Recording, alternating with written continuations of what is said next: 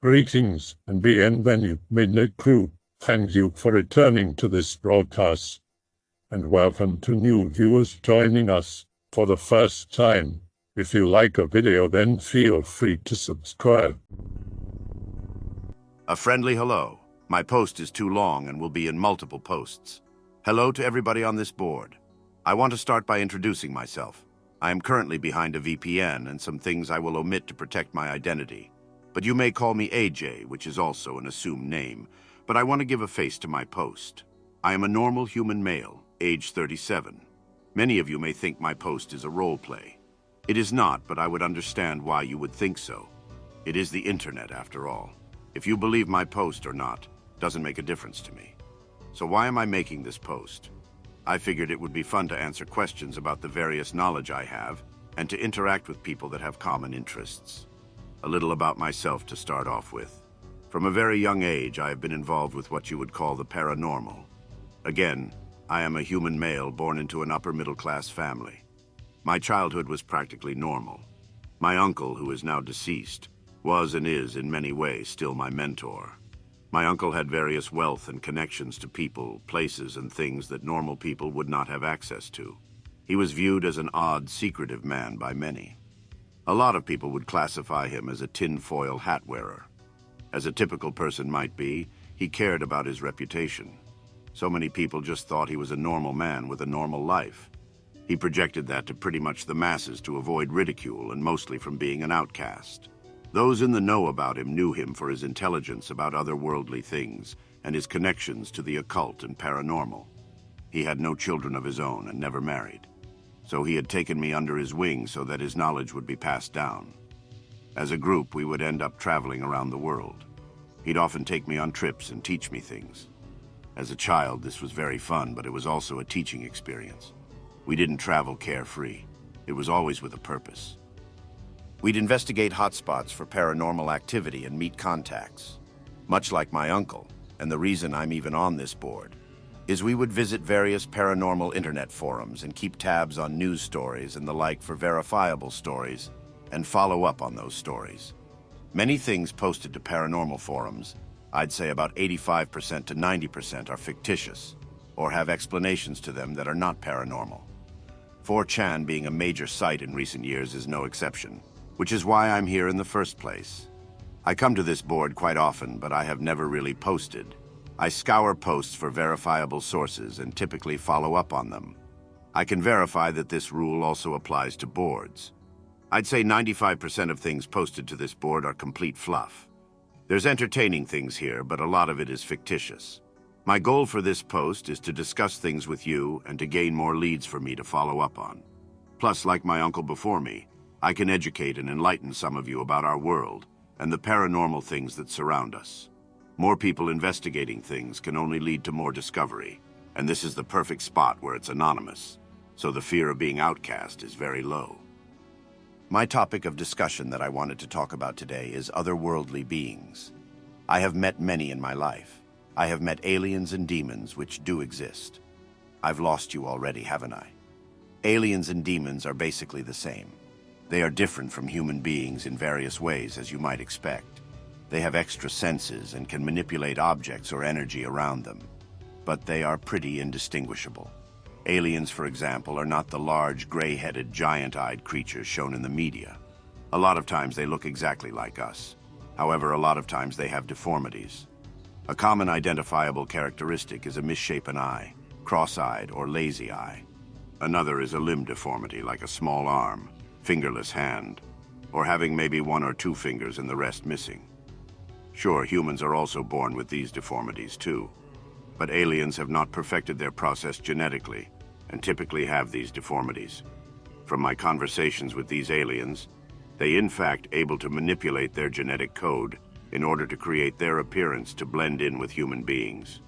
So no need to watch the skies because aliens are already here. For those of us in the Americas, there are really not a large percentage of aliens around us. Sure, there's some here, but these beings are not interested in America or their population. The highest population of alien to human is in both China and India. So if you want to do your own research, I recommend focusing your search to China and India. There's a reason for this. China and India are some of the oldest civilizations in history. Aliens are not as highly technical as the media portrays them. They are actually quite traditional and spiritual. The vast knowledge of the world is contained in these areas, and their spiritual belief systems are unaltered from present-day belief. Focus your search there if you'd like, and I'm sure you'll find quite a lot of valuable information. Many aliens that live here on Earth are not looking to go back to space. They don't have hidden ships or anything like that.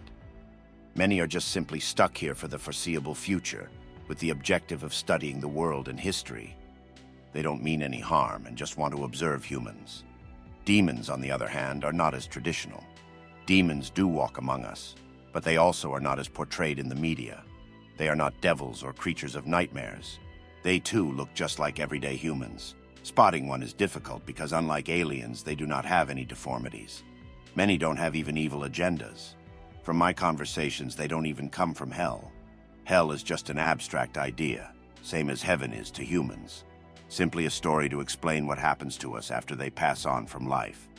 Many characteristics of demons are their strength. They are strong. They have the power to lift heavy objects effortlessly. They also have a power to charm those around them. Humans are easily swayed by demons and their actions. They make natural leaders. One of my best friends, which I keep in contact with regularly, is a demon. He's not a threat, nor do I have any worries about him having any purpose to taint my soul. We travel together quite a lot. He'd deny it, but I view him as a bodyguard when I have to investigate dangerous locales. I trust him with my life. Demons do not really observe humans or have any grand objectives, which is why my discussion is not as extensive as aliens. They were just simply put on this world and coexist, living out their lives until they eventually pass on. They do live longer than humans do, though, and have a lower rate of disease and heal a bit faster. You can easily kill a demon by normal fatal means. If you were to attack a demon and it was non-fatal, then they would have a higher chance of recovering from it, is all. Anyway, this is already a long post. There's so much more to this world than you were made to believe. I welcome any questions, and I will try to answer them to the best of my knowledge. If you yourself are someone like a demon or alien, then feel free to contact me. I am friendly, open-minded, and safe to talk to. I will protect your identity with great care. There are many more beings than just aliens and demons, but I felt this was a good jumping-off point. So any questions? I am a somewhat open book. What led you to believe that certain demons are born as humans? How did you gather this information? I got this information from various conversations with Demonkind. They are born or die just like humans do, if that is what you're referring to. They are not as depicted in the media as being manifestations of evil. You have the wrong idea. What questions do you have? Do these demons reveal themselves to you? Do they also possess forms other than what appears as human? Because the traditional lore on demons, specifically jinns, is that they are semi-corporeal beings that can manifest in different appearances, but generally do not dwell among humans in order to avoid drawing attention. What is a test to distinguish between human and demon? You hit the nail on the head. Demons and jinn are commonly mixed up. Sure, you can make the distinction that jinns are demons, and you wouldn't be wrong in the traditional sense that's documented. Demons are more like humans, plus, none quite know where they come from, but I'm sure the answer is out there or lost to time. They typically know they are demons through stories passed down secretively through their families. Yes, there are entire families and bloodlines. Many won't tell you. It's a stigma, and rightly so, because many religions and pretty much everything places demons in a negative light. There are even secret orders of demons that operate throughout the world. Sounds kind of unhinged and crazy, right? But it's the truth. Now, when you think of possession and evil doing, those are jinn. Jinn do exist and probably require me to make a separate post about them. But it was a common mistake in ancient history to classify demon as jinn. Some demon believe it was intentional to ostracize demons this way by the church and ancient peoples, because demons have so many advantages to normal humans. I do want to amend the way that I phrase this post. Yes, there are demons in societies, but I feel like I gave the impression that demons are everywhere. This really isn't the case. Sure, there are families and bloodlines, but humans vastly outnumber demons. Humans are the primary population on Earth and outnumber demons. I am unsure of the number of demon families. I know of one very wealthy family, that is. Sorry, I can't disclose the family name, but I know of just one. Also, I will admit that the family that I do know of, I have not met. It was just communicated to me, so it's unverified. So that might not even be true. But it was told to me by a pretty reliable source. Maybe one day I would be introduced. There is a lot that I have experienced and places I have gone. I do have a day job, family, obligations. In my uncle's death, I did acquire a lot of his records and some of his wealth, but it's not enough to live without a job. Not in this economy, anyway. He kept his own personal records and contacts information intact for me, though.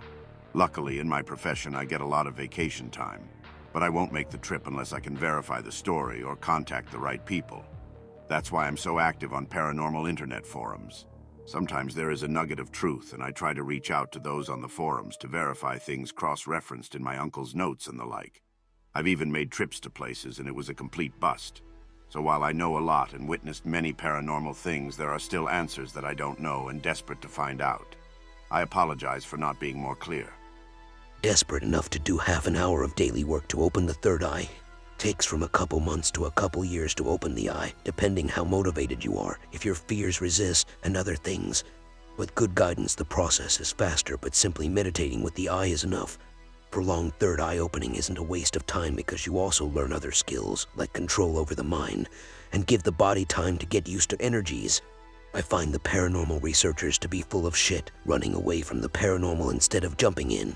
Fear is understandable but baseless. After learning to see, you never wish to be blind again. Obviously, you should leave demon and dark occult topics alone during the process of learning to see. Later, you can ignore demons no matter what they try. Have a bird's eye view, work with guides, and talk to the higher aspects of the demons to learn. I see demons only when it's relevant for a reason. They run from me and even hide their tracks in hopes of remaining hidden. Nature spirits and aliens are more interesting, as well as the unmanifested realms. Interesting you said this. I've had brief out-of-body experience when using frequency tones in meditation. However, very brief. I do believe in the third eye, or more importantly, astral projection. There is a world, universe, the entire existence which is just energy. I am just a normal, everyday guy, and yes, I am not very good at it. I'm not good at quieting my mind, though I do have a strong belief in cosmic energy, multiple dimensions, and the like. I think people can achieve enlightenment or travel astrally. My uncle thought so too. I agree with paranormal investigators. They are completely useless in most cases, or just kids trying to have fun with stuff they don't even understand. Sometimes they impede research. I assure you I don't run. I was exposed to things at a very young age. My uncle took me to different countries around the world and showed me things that were horrifying. Not much scares me, and I have seen shadow people and supposedly jinn, which many believe are the same.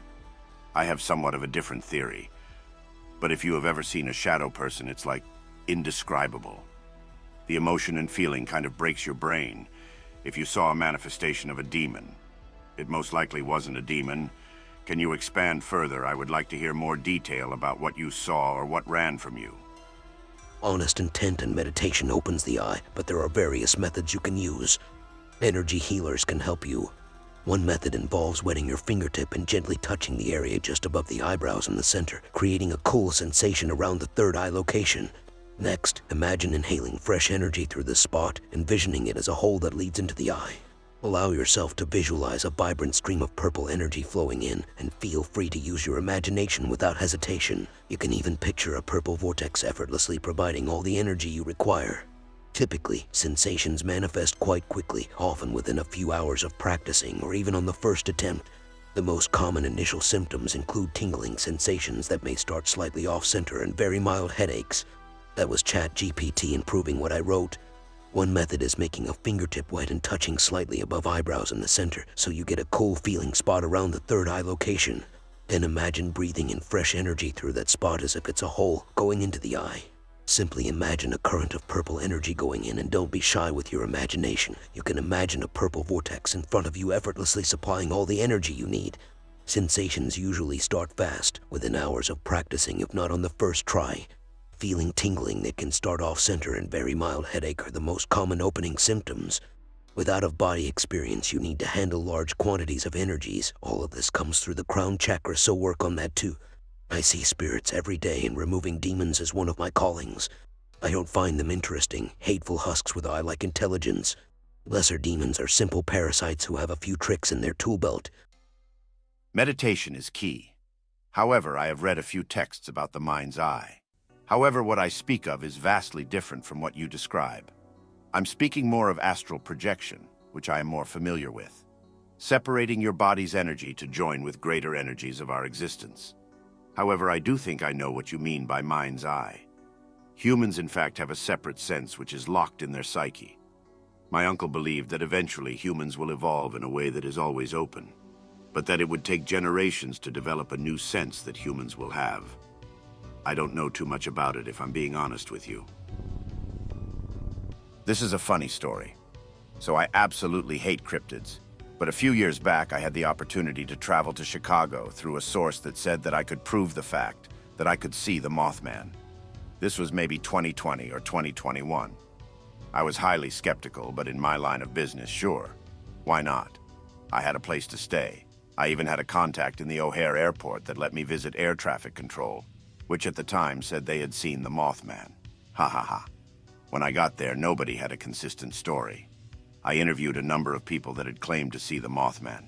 We traveled around the surrounding area all night for about 3 nights. I felt so goofy, like one of those people on a ghost hunting show, which are all faked, by the way. I have never seen an actual case on those shows that have turned up real. Don't trust them. Anyway, it was a huge bust. The entire reason I even chose to go there is because the Mothman is a pretty big urban legend where I grew up. It was a low-cost trip. I had housing and the like to stay at. I had contacts in the area. Turned out to be nothing verifiable. Stupid Mothman. Ha ha ha. Might you be able to say what part of the world they're in? Can demons be identified via physiognomy? Physiognomy? I'd say no. None that I have seen. I've got a few contacts. One demon I know is a very old woman. She's over 100 years old. She looks like your typical elderly woman. My friend who travels with me is also a demon, and my close friend looks completely like a middle-aged man. How do I know they are demons then, you might ask? The elderly woman, despite being over 100 years old, is very fast and very strong. I've seen her move and lift things that even I wasn't able to lift. I'm 37 years old, and I go to the gym regularly. I'm in pretty good shape. She's been able to tell me stories told to her through her family, which dates back centuries. My friend who is a demon is incredibly strong too. He's also got records and prove his heritage. I've seen him do some incredible things. I do not accept just anybody who says they are demons. There's a lot of hoaxers out there, so I just don't believe these people by their word. Through action and spending time with them, you can pretty much tell. As for the wealthy family I spoke of, they are in the UK. Was your uncle a member of any organizations? My uncle did not have any formal organization that he belonged to. It was not like any club or order or anything like that. However, there are lots of people who have come together to research and find out secrets of our world and the paranormal. We're a network of researchers, but we do not really band together. We all operate independently and then come together to help each other out. I'm 37 years old, and I'm considered a youngster in the group. We each pass down our knowledge from mentor to mentee. There's about 100 of us in total. However, out of the 100, we have contacts which help us out.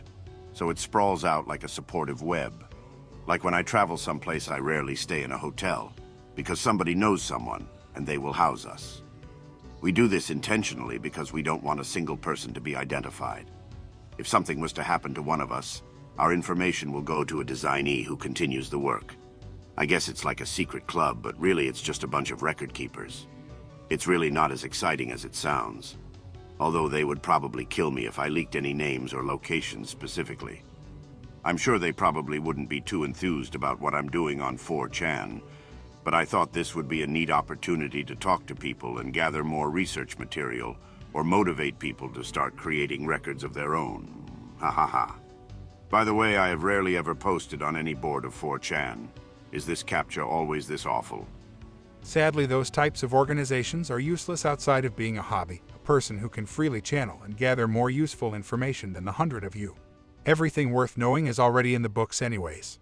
No way to hide information. With enough enlightenment, all is seen from above, so there are no real mysteries. Being under surveillance is a major concern.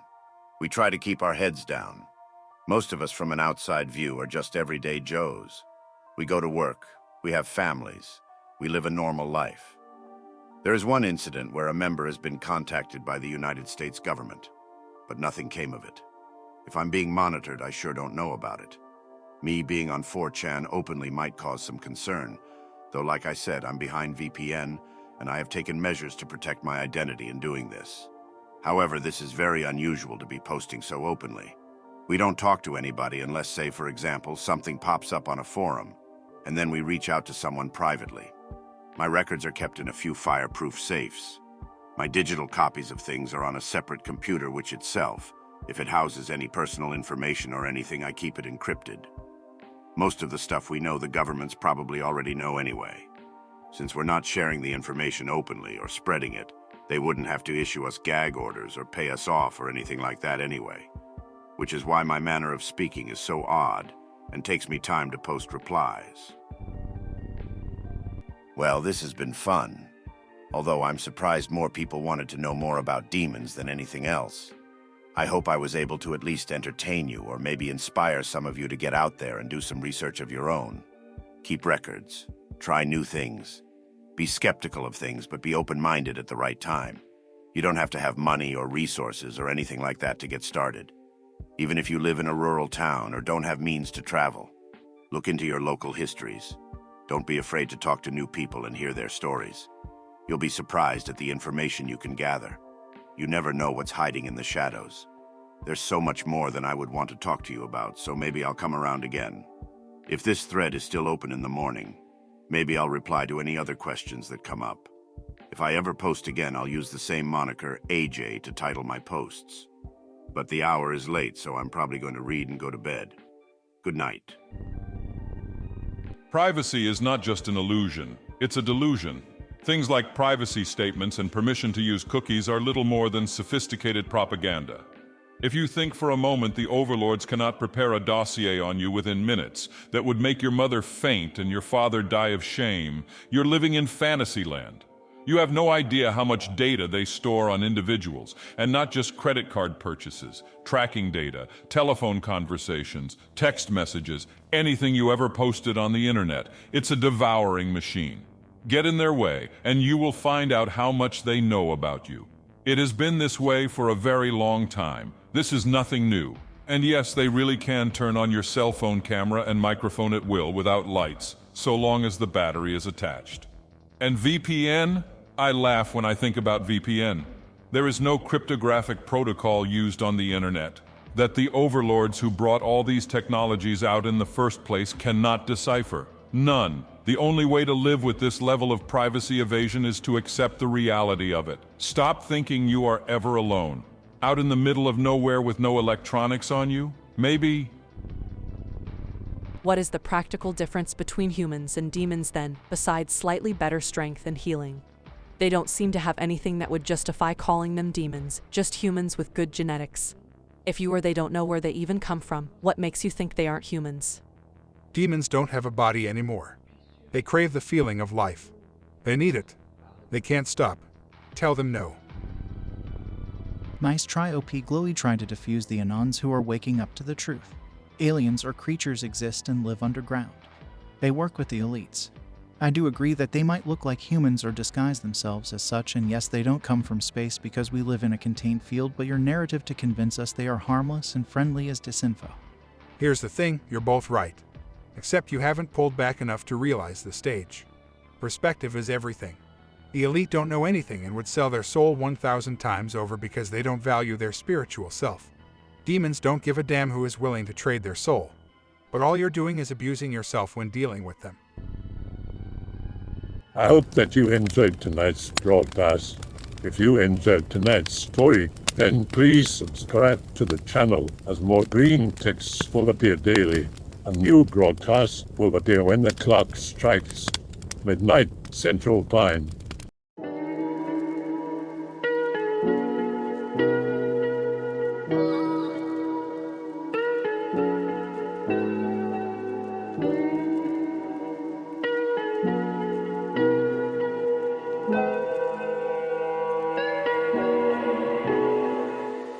Remember to check out the Odyssey page in the description for a second archive of the channel's videos.